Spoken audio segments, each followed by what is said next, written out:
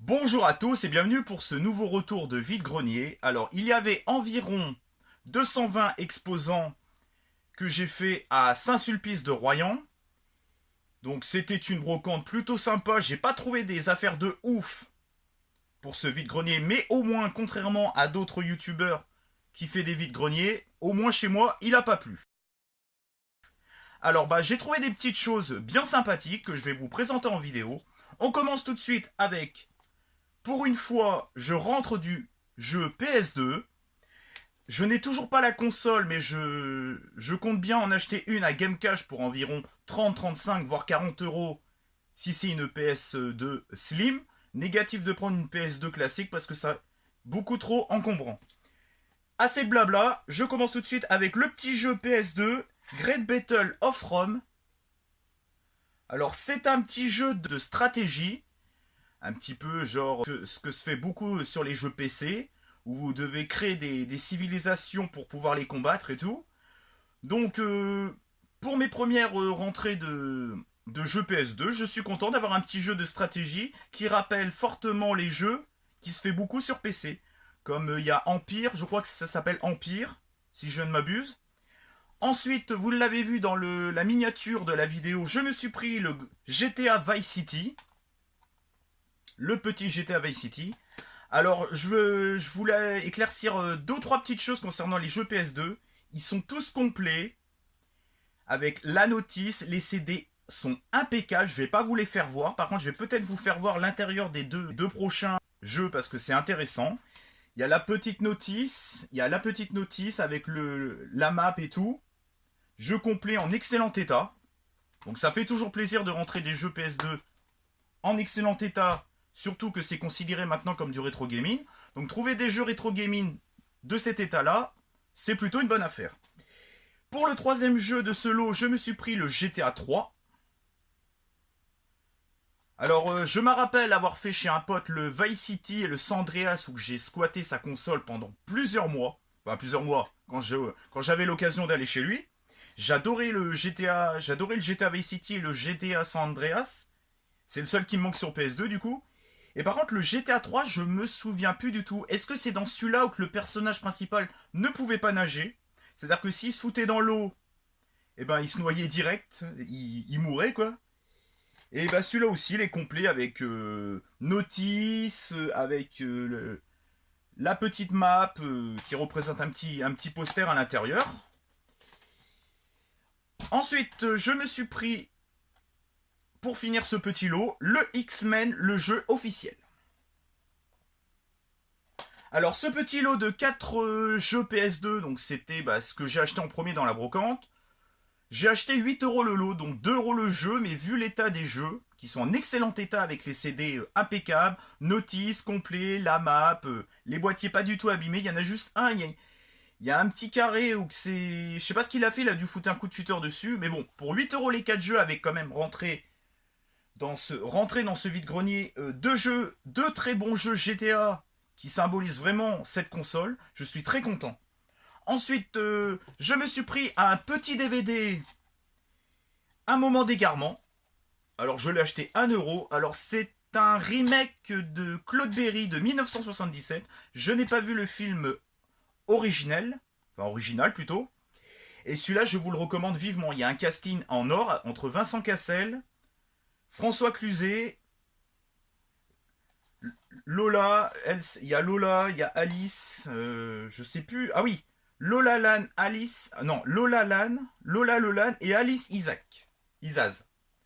Excellent film, franchement, c'est une comédie sentimentale et mi-dramatique que je vous recommande vivement. Et je pense que je vais me faire le remake prochainement. Ensuite, on passe à du manga. Je me suis pris les 3 premiers volumes, enfin les 3 premiers tomes, vu que c'est des mangas. Kozaki Magical Pâtissière aux éditions Kazé. Je me suis pris le volume 1, évidemment le volume 2, et évidemment le volume 3, enfin le tome 3, parce qu'on ne dit pas un volume pour un manga. Donc je ne connais pas tous ces mangas, mais c'est à découvrir à l'occasion, et j'ai vu qu'il était très bien noté Il était très bien noté sur internet. Et ce petit lot de 3 mangas, je l'ai acheté pour 3 euros les 3, donc 1 euro pièce. Ensuite, Wow. je vais vous faire voir. Alors là, vous savez que la menace fantôme épisode 1 de Star Wars fête aujourd'hui parce que c'est lundi que je tourne la vidéo, donc lundi 20 mai 2019. Cet opus de Star Wars fête ses 20 ans aux États-Unis et au Québec, il me semble. Et chez nous, il n'est pas sorti avant le 19 octobre 1999, donc c'est dans quelques mois.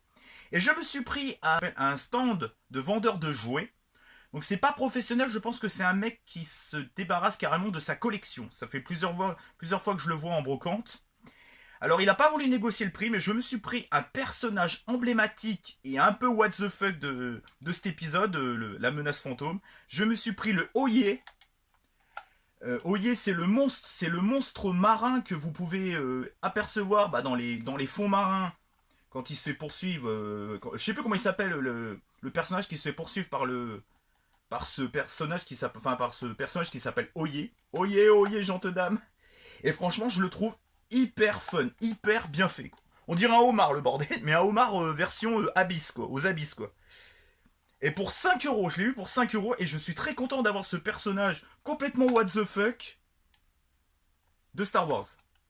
Regardez la gueule qu'il a quoi, il est super bien fait. J'ai essayé de négocier pour 4 euros, mais il a pas voulu. Bon bah, et il est super marrant quoi.